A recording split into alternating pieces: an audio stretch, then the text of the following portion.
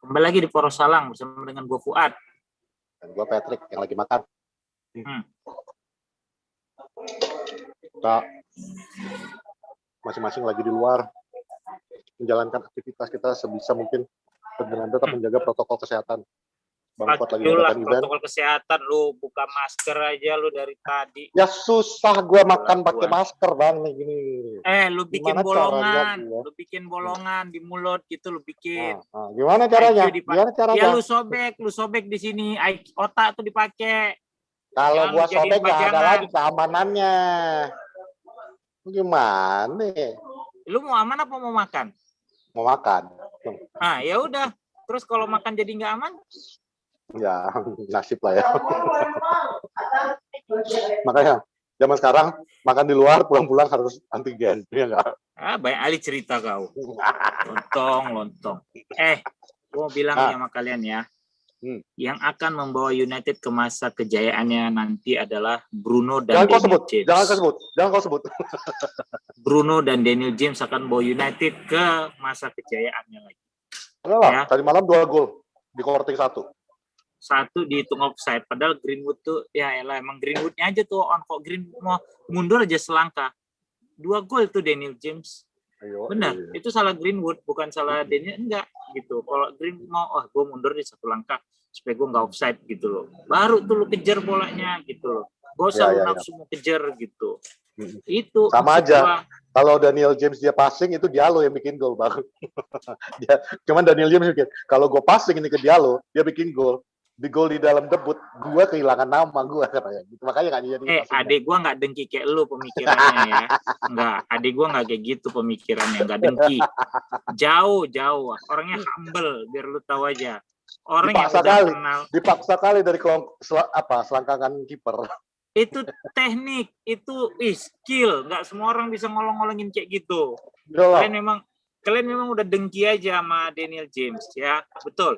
Lihat rasio gol dia per berapa 615 menit itu dia bikin 4 gol. Kalau nggak salah. Berarti 1 gol tuh rata-rata dia bikin dalam tempo 125 menit. Bandingin sama Pogba.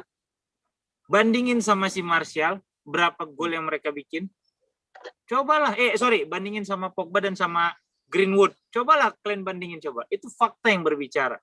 Dengan menit main yang lebih sedikit, diledek-ledekin orang, dia tetap tegar gitu loh. Dulu kau puji Greenwood.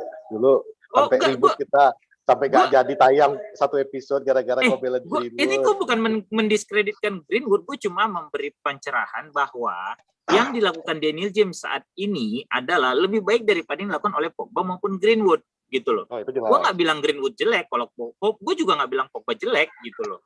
Cuma ini kan statistik berbicara gitu loh. Ya. Betul. Dan kalau Greenwood emang oke gitu. Cuma emang mungkin musim ini dia sedang ada penurunan performa gitu ya.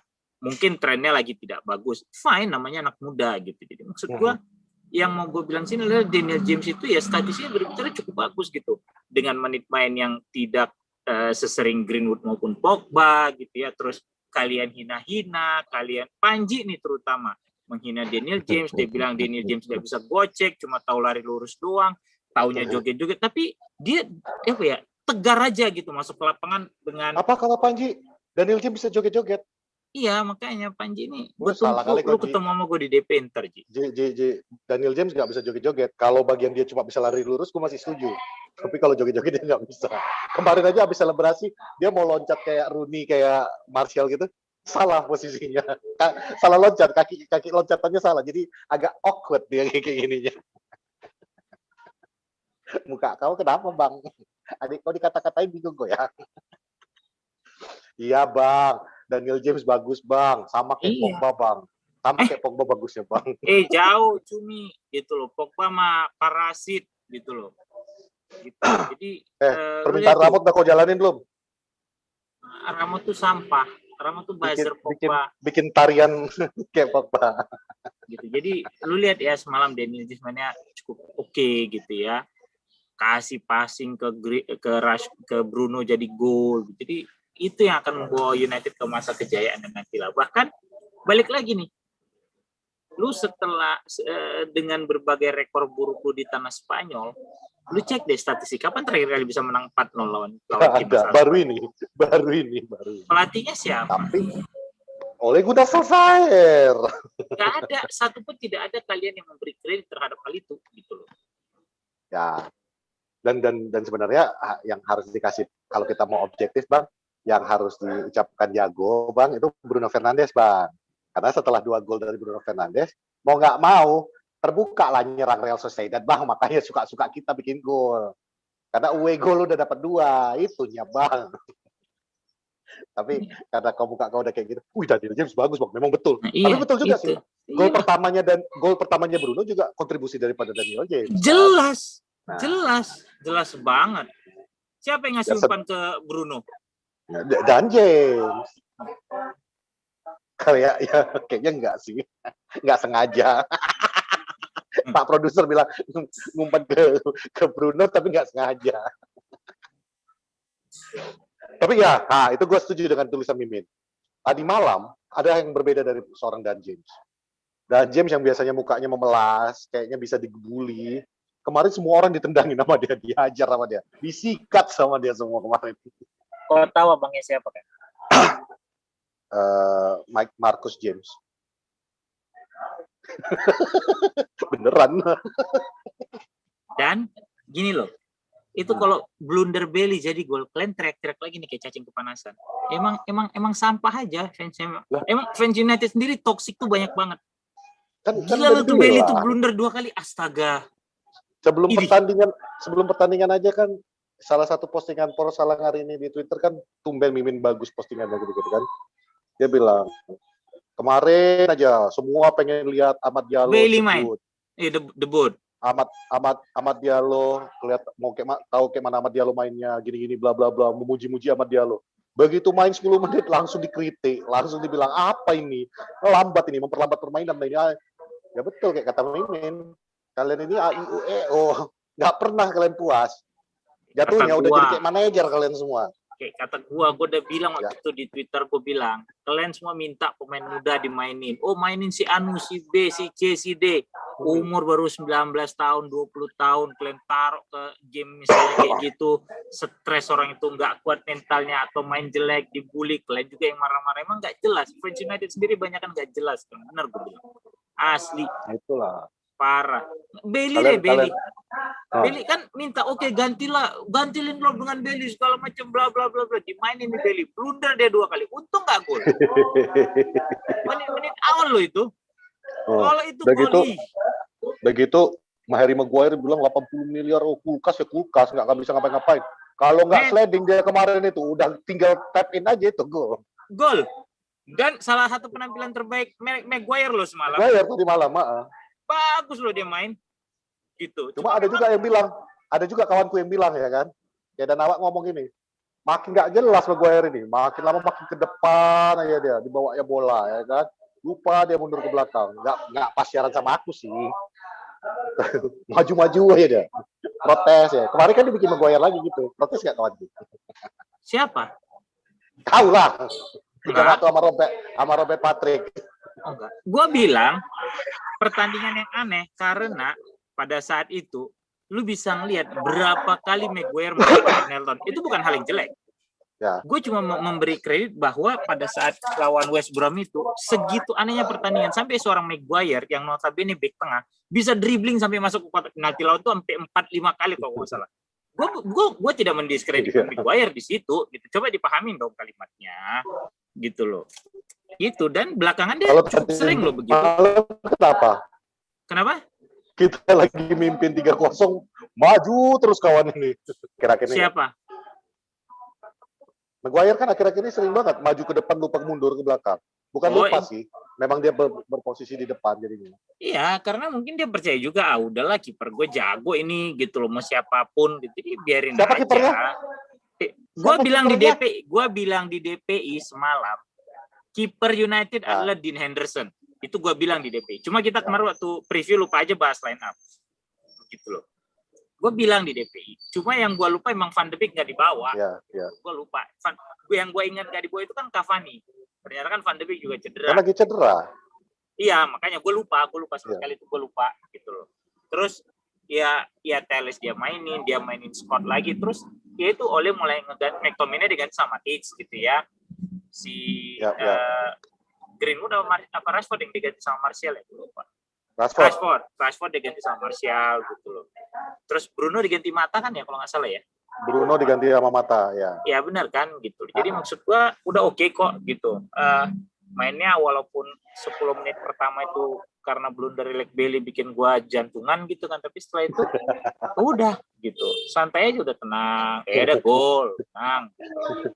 Aman lah menurut gua. Toko siapa yang paling jantungan awal-awal mulai babak kedua? Siapa? Mimin lah sampai nge-tweet dia. Ini sampai kalau saya kalah nangis aku ini katanya. Iya, karena babak pertama soalnya Rashford buang-buang peluang lagi kan. Awal babak kedua. Iya, soalnya di babak pertama kan Rashford buang-buang peluang lagi gitu loh. Kayak mana? Jadi gimana ya mau bilanginnya udah itu anak gitu loh. Untung akhirnya dia bikin gol juga tuh one touch, tapi umpannya Fred memang keren. Tapi itu dia. Itu kan komentator aja sampai ngomong kan. Komentator itu sampai bilang kalau ada seorang striker tuh memang harusnya serakah, ya kan? Oportunis. Tapi dan striker itu harus mencoba untuk masuk ke dalam kotak, menciptakan peluang untuk dia sendiri. Itu wajar-wajar aja sebagai seorang striker. Iya. Tapi yang dilakukan seorang striker itu udah nggak bisa diterima. Karena dia mengulangi sesuatu yang udah jelas-jelas berulang kali gagal, tapi dia masih mencoba terus. Dan ini udah akhirnya membuat frustasi kawan-kawannya sendiri, kan gitu. Iya. Iya, babak pertama tuh kan yang gue nge-tweet. Gitu. Greenwood sampai teriak. Greenwood udah lari di kiri nih. Set gitu, dia dapat bola. Men, lu passing ke situ kosong, dia bawa ke tengah, dia ada 3 udah hilang. Habis kan gue nge-tweet langsung. Sebenarnya dapat bola, habis gue nge-tweet terus gol. Iya. Kan bilang, wah, gitu, langsung kau tulis kan, gitulah. Iya, gitu. Maksud gue, itu gue kayak emang Greenwood tuh udah lari loh di kiri tuh, gitu loh. Masih ditahan. Tapi itu emang kalau sampai nggak gol juga yang umpan dari Fred itu, dan itu umpannya keren banget sih. Oh iya, kan gue bilang tadi umpannya Fred keren. Iya.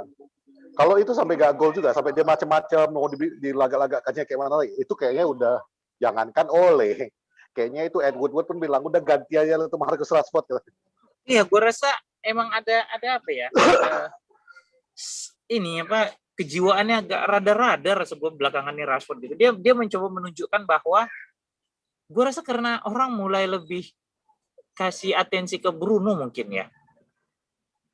Nggak tahu. Kalau aku sih bilangnya mungkin Lord Lingard sama Rashford ada taruhan. Siapa yang bisa bikin gol setelah masing ngelewatin banyak-banyakan pemain lawan.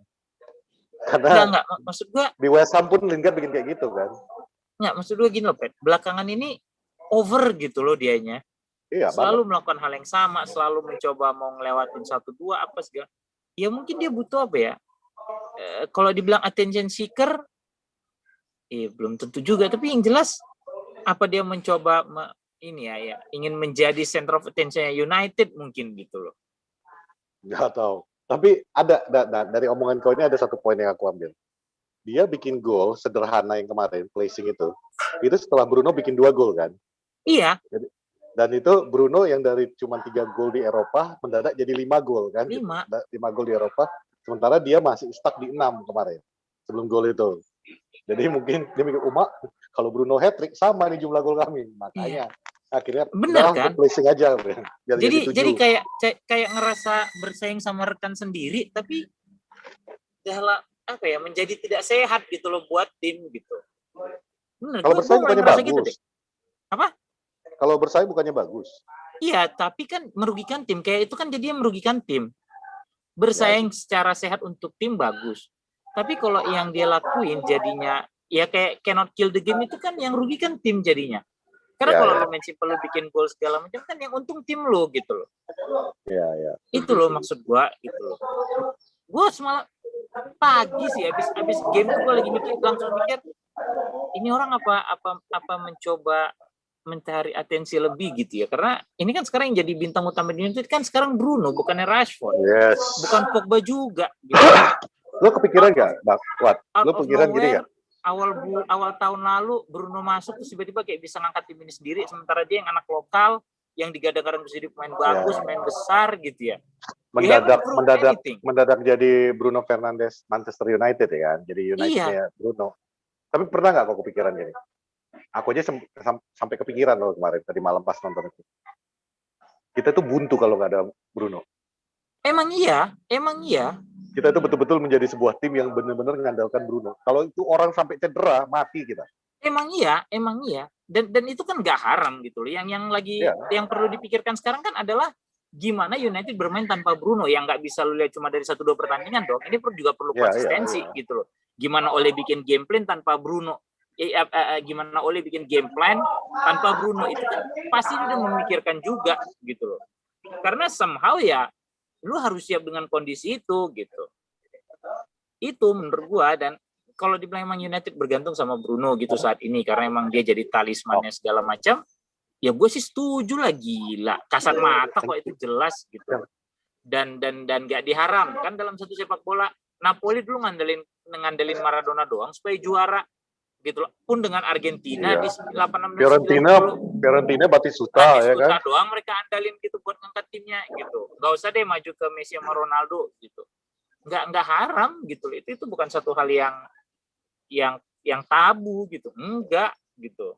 Jadi tapi sesuatu yang perlu dikhawatirin nggak sih? Kalau kita itu betul-betul mengandalkan satu orang pemain. Jelas kita harus khawatir karena itu tadi gimana tim ini akan berjalan tanpa Bruno. Kalau misalnya dia cedera, kalau dia suspended gitu, atau emang dia exhausted sehingga harus diistirahatin gitu kan. Nah itu kan emang tugasnya Ole untuk bikin game plan seperti apa. Dan sebenarnya musim lalu sebelum kedatangan Bruno juga beberapa kali kita main bagus kok tanpa Pogba. Iya benar. Iya kan? Justru gue nggak ngeliat sebelum datang Bruno, karena waktu sebelum datang Bruno kan like it or not, lu harus bisa beradaptasi dengan squad yang lu punya kan gitu istilahnya. Tapi setelah ada Bruno itu, awal-awalnya memang kita masih dia di-infuse ke dalam sebuah tim. Tapi habis itu kayaknya terlalu mengandalkan. Dan itu kelihatan banget kemarin, Bang. Kalau lu perhatiin kemarin, 10 menit terakhir setelah Bruno diganti sama Mata, bahkan komentator aja bilang, betul-betul sporadis, betul-betul yang kayaknya berserakan banget. Iya, dapat bola, lu umpan cepat segala macam. Ya itu, apa gunanya Juan Mata?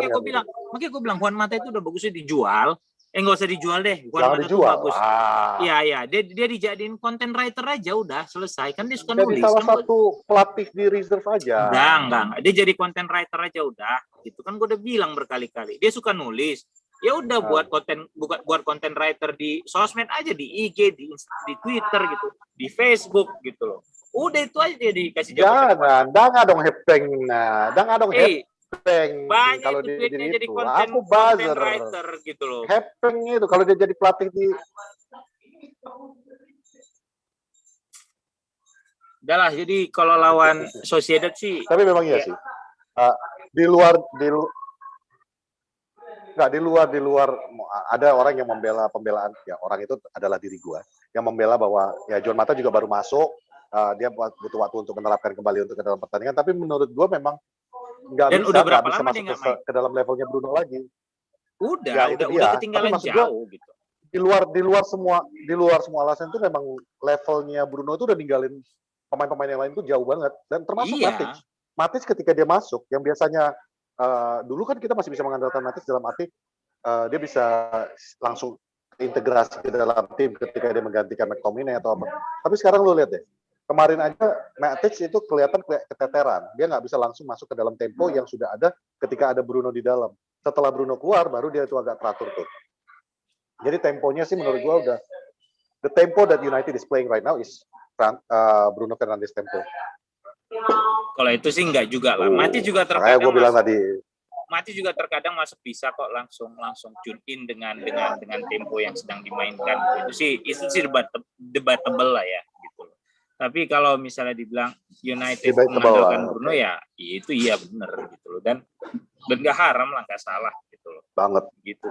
Dan lawan Sociedad sendiri gue juga enggak sih, cuman ikut kekhawatiran aja. Khawatir kan juga semua udah khawatir gitu loh. Dan di luar itu gue sendiri tidak expect dengan skor yang bisa sampai 4-0 gitu. Tadi gue pikir mungkin seri gitu ya, atau mungkin menang tipis gitu. Atau itu sih harapan gue tadinya. Itu begitu ngelihat ya itu tadi watch lu ketemu lawan yang bermain terbuka gitu, semakin enak nih dieksploitasi. Plus ya itu tadi si Rashford mungkin ngelihat gue udah bikin 2 gol ya, gue bikin gol deh, main simple, tedak. Ya kemarin tuh betul-betul lah. Sebenarnya Sociedad lumayan tergolong rapi kok kemarin mainnya tuh. Cuman urutan 5 apalagi La Liga. Kipernya Pak menit-menit di babak pertama kipernya itu bikin stres. Berapa kali penepisan dia kakinya ada nutup 2 timing lebih ya, sampai 2, 3 akhirnya. ya, Tapi setelah kebobolan, ya setelah kebobolan pertama sih masih bertahan lah mereka ya. Karena masih away goal juga baru 1. Lu bikin 1 sama juga masih ada chance untuk di United kan. Tapi setelah gol yang kedua itu kelihatan mereka itu mau nggak mau harus ngejar pertandingan kan. Itu yang akhirnya ya udah kayak kata semua komentator kalau mau mengkomentarin Manchester United adalah ketika lu menyerang terbuka melawan United, ya udah lu tuh sama aja udah jadi sarapan paginya mereka. Ada Greenwood, ada James yang bisa lari, ada Rashford juga yang bisa lari. Apalagi kemarin kiri kanan tuh sama kencengnya kan gitu. Betul, enak gitu ngeliatnya. Kalau misalnya memang lagi bagus anginnya, tapi ya udah sekarang kan tinggal fokus. Sekarang udah bisa mulai longgarin fokus ke Europa League gitu ya. Lu fokus ke Newcastle gitu kan. Nah Newcastle juga menurut gue sih bisa menang besar di weekend ini gitu ya. Mungkin skornya sama kayak di putaran pertama gitu. Gue sih ngerasa begitu gitu karena Newcastle juga nggak istimewa lah gitu ya. Asal benar-benar bisa fokus dan benar-benar mau bikin gol, bukan mau show off gitu loh. Itu sih terutama karena kalau lu benar-benar kebanyakan kutak-kutik, gocek ya basi jadinya gitu loh. Dan gue nggak tahu Cavani udah bisa main apa belum ya. Tapi kalau misalnya memang Cavani belum bisa main, gue sih lebih setuju mainin line up yang sama kayak lawan Sociedad di awal. Kecuali Bailey mungkin lu ganti Lindelof gitu loh. Terus Teles lu ganti Shaw, udah biarin. Habis itu Matic, McTominay, Fred lu mainin Greenwood di kanan, James di kiri. Ya udah lu taruh Rashford di striker gitu. Gue sih lebih senang begitu line up-nya kalau nanti lawan Newcastle. Termasuk kiper dipertahankan lah ya, Henderson. Oh enggak lah, itu deh ya. Ya, kiper deh ya. Bagi yang nggak tahu kenapa gue senang banget ya? kiper Henderson, salah satu faktor yang bikin nambah gue suka sama Henderson, karena nomor punggung dia 26. Jadi gue pengen dia sering main supaya ketika gue beli jersinya itu jelas di musim yang pertama dia pakai angka 26, jumlah pertandingannya sekian kan gitu. Biar ada nilai jersinya. Paham ya? Jualan kita ini, Pak. Nggak jelas. Ya, jadi gimana menurut kalau Newcastle? Ini kan Newcastle. Kalau kata Bang Firzi, si Steve Bruce ini kan pelatih dinosaur katanya. Nggak bisa mengubah skema, nggak bisa beradaptasi dengan lawan. Jadi kalau dari hasil yang pertandingan kita pertama lawan Newcastle, alot. Kalau kalian lihat hasil skor 4-1, kalian bilang gampang jalan pertandingannya, itu enggak ya. That score nggak menunjukkan pertandingan itu malam itu. Kejadiannya sama kan. Real Sociedad dengan Newcastle yang waktu kita ketemu pertama kali sama. Begitu udah ketinggalan, terbuka mereka main. Akhirnya kebobolan 4 kan gitu. Menurut gua, Steve Bruce tuh bakal bertahan, bakal alot naik. Gue setuju, makanya tadi gue setuju dengan omongan lo. Asal datang ke menghadapi Newcastle ini bertujuan mencetak gol, bukan bagaimana cantik-cantikan bikin gol. Kita bisa menang dengan tenang. Ibaratnya jangan dibuang-buang kesempatan ketika lu udah peluang, kan gitu. Tapi kalau misalnya dia main-main, Bruce dia akan mengambil kesempatan untuk bertahan. Dan kita udah lihat kan waktu lawan WBA, ketika kita kebobolan duluan, memang kita pasti bisa bikin gol juga. Tapi lawan pun dikasih angin. Mereka bisa aja parkir bos kayak kemarin waktu lawan WBA. Betul. Kelar kan? Jadi betul-betul lu ada kesempatan finish the game. Kill the game as soon as you can. Setelah itu ya udah terserah lu. Lu bisa istirahatkan pemain, lu bisa putar pemain. Intinya kalau secara di atas kertas harusnya MU bisa menang. Masalahnya konsisten nggak kita di depan. Masalahnya mainnya nggak di atas kertas tapi di atas lapangan. Itu dia PR-nya. Iya. Nah itu, kalau udah main di atas lapangan, kadang-kadang ada yang kepleset lah, ada yang kena body charge lah, jatuh lah, segala macem gitu loh. Itu dia PR-nya gitu. Tapi ya kalau gue sih lawan Newcastle line up-nya sih kayak kemarin kayak semalam lawan Sociedad, minus back kirinya lu pakein back kiri lu kasih Shaw, kipernya lu balikin ke De Gea gitu loh. Karena kalau gue lihat kayaknya di sisa musim ini Dean Henderson tuh akan lebih sering dimainin di Europa League. Ya, itu kalau yang gue lihat. Di cup competition lah istilahnya. Ya FA Cup mungkin kemarin FA Cup dia main ya? Main ya. Ya paling di cup competition, either Europa League atau di FA Cup. Tapi kalau di Liga sih masih jatuhnya De Gea sih menurut gue. Jadi kalaupun dia lo main ya babak kedua lagi gitu ya. paling. Iya. Selagi gue ingat, sorry, gue pengen tahu pendapat lu tentang Diallo gimana? B aja lah. Itu. B aja menurut gue. B, nggak ada spesialnya. Enggak lah, belum lah. Lu nggak bisa nilai dari 10 menit itu sih, Pet. Iya sih. Tapi yang ketika dia angkat bola melewati tackle-an itu lumayan itu. Ya itu mah skill yang move itu. Kalau di PS. Halo. Woi. Kalau dulu di PS. Iya, ngeheng deh. Nggak tahu nih, gue putus-putus nih. Woi, Pet. Kedengaran. Lanjut. Gua nggak bisa dengar dia ngomong apa, bukan masalah lanjut. Oh. Kenapa? Sekarang kedengaran nggak? Iya, di sana ada, cuma kan tadi pada saat Patrick ngomong kan gua nggak tahu dia ngomong apa, jadi gua nggak bisa nimpalin gitu maksudnya. Kan tadi dia bilang pendapat gua tentang Diallo 10 menit itu ya B aja gitu loh. Mengenai dia bisa menghindari yang tackle ngangkat bola, setiap pemain yang punya skill bagus juga bukan pasti ya, beberapa kali ngelakuin hal tersebut gitu loh. Jadi bukan sesuatu yang spektakuler juga menurut gua gitu. Itu sih. Tapi ya kita lihat aja, dia mulai dikasih menit main sebentar gitu ya. Apakah nanti lawan Newcastle dia akan main lagi 10-15 menit? Mungkin kalau misalnya United udah unggul, United mungkin buntu sampai menit 80 gitu ya, bisa dia lu dimainin lagi gitu loh. Tapi kalau enggak, berat sih menurut gua. Better pakai formasi yang kemarin, Greenwood di kanan, James di kiri, lu taruh itu Rashford sebagai striker gitu. Itu menurut gua. Sementara Bruno kan udah nggak kelihatan kecapean lagi. Ya, udah mulai kelihatan fit lagi balik. Iya, biasa. Kelihatan beda kok, beda. Gitu. Jadi ya Newcastle sendiri sih, walaupun tim papan bawah terus mereka cenderung main bertahan gitu ya. Ya semoga aja weekend ini United bisa menemukan cara nggak buntu kayak kemarin lawan WBA. Itu menurut gue. Gitu sih, Pet.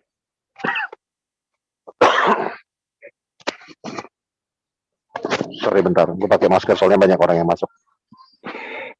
Oke. Terus lanjut nih ke line up-nya kita. Abang bilang sama dengan Real Sociedad, ya kan? Termasuk memberikan kesempatan kepada Diallo di menit-menit terakhir kalau memang buntu atau kita sudah memimpin skor. Oke. Ya. Nah sementara ini ada satu lagi topik yang sebenarnya lagi sering diomongin kan, yang termasuk kemarin Gary Neville yang gue bilang tuh sama kan dengan omongan gue kurang lebih, yang dia bilang bahwa bukan salahnya Lindelof atau maupun salahnya Maguire, tapi mereka memang bukan pasangan yang tepat. Nah sementara tadi kan lu sempat bilang tuh balikin lagi Lindelof ke center back. Kenapa nggak Bailey aja, Bang? Bailey tuh bagus, cuma kadang-kadang gue masih agak sama sih sebenarnya, level agak-agak ngeri-ngeri sedapnya ya antara Bailey, Maguire, bahkan Lindelof gitu. Tapi somehow gue masih lebih tenang setelah ngelihat Lindelof gitu loh. Sedikit lah dia mungkin di atas Bailey menurut gue gitu. Bukan superior gitu, jauh lebih bagus dari Bailey segala macam, enggak gitu. Mungkin skillnya gitu-gitu masih lebih bagus Bailey, tapi tipe permainan Lindelof yang bisa bawa bola dari belakang sampai tengah gitu kan, jadi satu advantage buat United. Nah resikonya apa pada saat dia melakukan hal seperti itu? Posisi yang lu tinggalkan rentan terserang kena serangan balik gitu loh. Itu kenapa lu main tim. Jadi pada saat lu naik, tahu nih partner lu, either Maguire atau bahkan Wan-Bissaka atau Shaw gitu ya, akan nutup lubang yang lu tinggalin gitu. Ya termasuk kemarin juga kan sempat kejadian kan yang counter attack babak kedua, akhirnya untungnya Bailey masuk, ya itu yang akhirnya Maguire timing dia untuk sliding itu tepat banget. Ya, gitu. Jadi kalau menurut gue sih itu ya. Newcastle menang 4-0 paling enggak. Buset, banyak aja skornya. Banyak. United tuh kalau lagi bagus, Pet, lagi bikin gol mulu, Pet. Bikin gol mulu, Pet. Lu lihat deh. Tapi kalau lagi sulit, setelah bikin 9-0 ketahan 0-0, Bang. Iya, nah itu kan lagi jelek trennya gitu. Itu sih menurut gua. So, udahlah ya. Pulang, Pet. Ya, ini mau pulang aku. Dari Oh, pagi di mana aku belum itu? pulang. Ini sih udah balik ke daerah Cibubur, cuman belum kalau aku tadi pulang dulu nggak sempat kita siaran. Makanya tadi aku akhirnya milih berhenti di toko yang biasa aku nongkrong, yang aku tahu orang-orangnya aman juga, baru pindah tuh. Oh iya, lekas sembuh buat Jabrik ya. Ya, engkau Jabrik, kita doakan lekas sembuh, engkau akan jalankan operasi dalam waktu dekat Udah, ini. nggak usah too much information. Pokoknya intinya Semoga bawa doa terbaik segera untuk diangkat penyakitnya. Jabrik. Itu sih dari gua, terus nggak ada lah. Mungkin dia lo main lagi lawan Newcastle, mungkin ya. Yang tadi kan udah kita bahas tuh. Mungkin menit 75, 80 gitu ya main. Mungkin Dan James yang nggak main lagi. Fuck. Ya bisa jadi Daniel James nggak main, dia akan mainin Rashford sama Martial lagi dengan Greenwood. Iya. Habis itu barulah kita gigit jari lagi kan. Lihat Martial sama Rashford dua-duanya nggak bisa ngapa-ngapain. Ya, tapi semoga mereka mau berubah lah sedikit paling nggak lebih memikirkan gimana cara bikin gol yang cepat gitu loh. Nggak perlu gol cantik. Tapi honest to God ya. Bukan gue bela-belain Dan James juga, bukan nyenang-nyenangin dulu. Yang satu hal yang kemarin gue lihat positif dari pertandingan kemarin, kalau misalnya Martial sama Rashford kemarin yang main barengan duluan, mungkin kita nggak akan se-open itu untuk pertandingan. Karena lihat, Bruno itu mau ngasih bola, ibaratnya ngasih bola lepas, dia tahu. Dan James pasti ngejar. Kayak dulu kita pernah bilang di awal Porosalan kan kita bilang, Dan James itu kayak anjing. Lu lempar tulang, dia pasti kejar kemanapun itu. Dan itu kelebihan daripada Dan James. Dia bisa, dia mau ngejar. Dia ketika dia kejar, minimal dia tarik pertahanan lawan untuk menutup dia kan. Which is membuka ruangan buat yang lainnya. Itu yang tidak pernah yang mau dilakukan oleh Martial. Ketika dikasih long ball seperti itu, dia Martial itu kan pengennya tuh put it on my feet kan gitu. Minimal kalaupun gua harus kejar nggak jauh-jauh amat kan gitu. Sama dengan Rashford. Lebih kalau Rashford mau lari tapi dia lebih kepada gua dapat bola baru gua bawa ke depan. Dan James, lu kasih dia bola kayak mana aja, dia akan kejar. Nah, itu kelebihannya. Itu kelebihannya. Bagi gue ya itulah kelebihan kalau kita mainkan Dan James besok, itu akan menjadi kelebihan untuk membuka pertahanan Newcastle. Yang percaya sama gue pasti akan parkir bus. Pasti parkir, benar. Pasti parkir banget. Yakin gue. Gitu. Udah itu aja deh. Ya. Have a nice weekend everybody. Stay safe gitu kan. Gak usah lu kerumunan kemana-mana segala macem gitu. Udahlah, mau nggak mau ngendon aja lah. Kecuali emang lu perlu banget lu harus pergi. Ya udah mau nggak mau. Tapi kalau masih bisa lu tawar atau lu kerjain di rumah, lu better kerjain di rumah. Dan hari ini gue senang. Kenapa tuh? Karena tadi pagi Lakers kalah sama Brooklyn. Tapi dia ikut All Star, Bang. 35.000 poin ya di hari ini lebih. Ya, dia ikut All Star dan ini All Star ke-17 dia loh. Lu bayangin, dia 17 kali udah ikut All Star. Ke-17 sudah? Ya. Udah, kau suruh aja dia bikin KTP sama bikin SIM. Udah bisa ya. Ya LeBron, sorry. Aku kita lari ke basket dikit nih. Aku ngelihat orang-orang yang di All Star sekarang, Durant tuh bagus ya, bukan aku bilang Kevin Durant nggak bagus. Dia udah 11 kali sekarang All Star. Tapi kalau aku pikir-pikir, seandainya masih ada kelas-kelas kayak Jordan, Larry Bird, Magic Johnson yang kayak gitu, nggak yakin aku beberapa nama-nama itu bisa masuk ke dalam All Star pun. Nggak, jujur aku nggak yakin aku. Kayak aku suka Jokic ya, tapi Jokic ini udah All Star dia kedua apa ketiga gue lupa. Menurut gue Jokic itu biasa aja, center. Lebih enak lihat Pau Gasol. Iya, betul. Tapi ya, mungkin zamannya udah berubah ya, karena kan sekarang Doncic aku suka bos. Doncic gue suka banget. Karena menurut gue dia kalau gue ngeliat Doncic main, gue tuh teringat Toni Kukoc.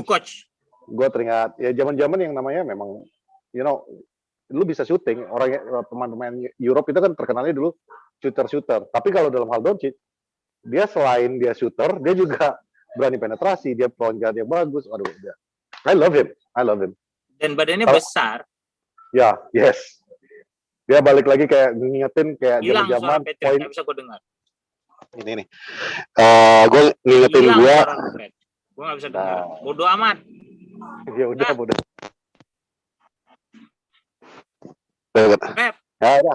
Wrap it up. Bungkus ya. Mungkin minggu depan akan ada satu bintang tamu spesial lagi. mungkin kalian akan suka karena akan ada banyak pengetahuan mungkin nantinya di episode yang nanti dengan bintang tamu tersebut gitu. Semoga kalian suka dan semoga jadi gitu. We are working on it gitu. Pak produser sih terutama ya. Gitu. Oke. Thank you Go Fuad. Go Patrick. Have a nice weekend everybody. Enjoy the win. Stay safe and mask on every time. Okay? Bye. Bye-bye.